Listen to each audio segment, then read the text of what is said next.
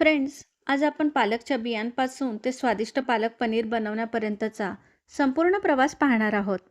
सगळ्यात आधी मी पालकच्या बिया घेतल्या, एका हवाबंद डब्यात टिश्यू पेपर अंथरला. त्यावर बिया पसरवल्या आणि पुन्हा टिश्यू पेपरने झाकलं. त्यावर हलकासा पाण्याचा स्प्रे करून डब्बा व्यवस्थित बंद केला. पुढचे 2 दिवस दररोज एकदा डब्बा उघडून थोडंसं पाणी मी स्प्रे केलं. 2 दिवसांनी बियांना छान असे अंकुर फुटले होते. हे सगळं खरं तर माझ्या समर कॅम्पच्या मुलांसाठी होतं. प्लांटिंग डेच्या दिवशी आम्ही हे अंकुरलेले सीड्स कुंडीत लावले. मुलांनी स्वतः ही ॲक्टिव्हिटी केली आणि त्यांना त्याचा खूप आनंद झाला. मुलांनी हे खूप छान एन्जॉय केलं. त्यांना स्वतः हे करायला मिळालं.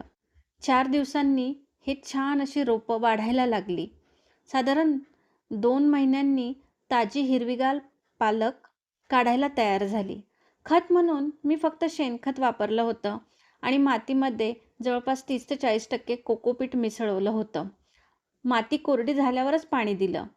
बस एवढीच काळजी मी घेतली आणि घरच्या घरी खूप छान अशी पालक तयार झाली. या संपूर्ण प्रक्रियेतून मला खरंच खूप आनंद मिळतो. अगदी ऑर्गॅनिक पालक मला घरच्या घरी मिळाली. आता या ताज्या पालकाची पालक पनीरची भाजी बनवूया आपण.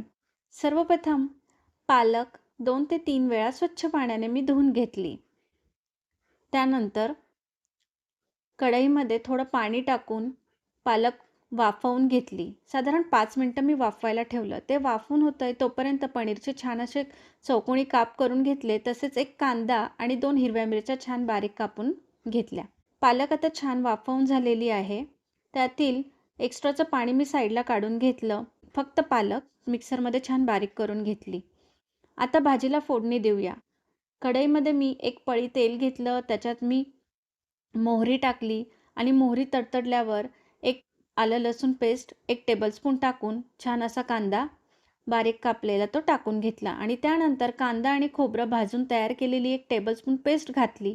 हे सर्व मिश्रण मी छान असं परतून घेतलं आणि त्यामध्ये मग लाल तिखट, हळद आणि पनीर मसाला घालून घेतला. पनीर मसाला नसेल तर तुम्ही तुमच्याकडे असलेला गरम मसाला किंवा पावभाजी मसाला वापरू शकता.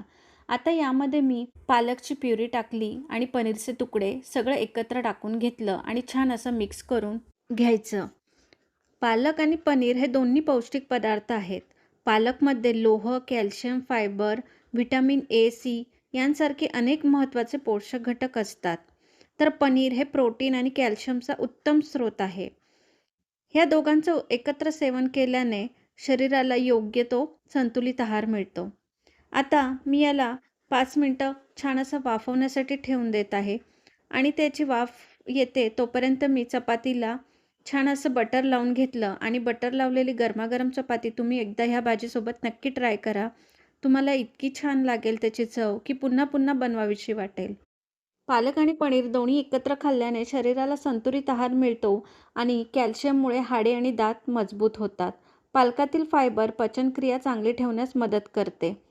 हा व्हिडिओ जर तुम्हाला आवडला असेल तर लाईक करा आणि तुमच्या मित्रमैत्रिणींसोबत शेअर करा आणि अशाच सोप्या घरगुती आणि हेल्दी रेसिपींसाठी चॅनलला नक्की सबस्क्राईब करा.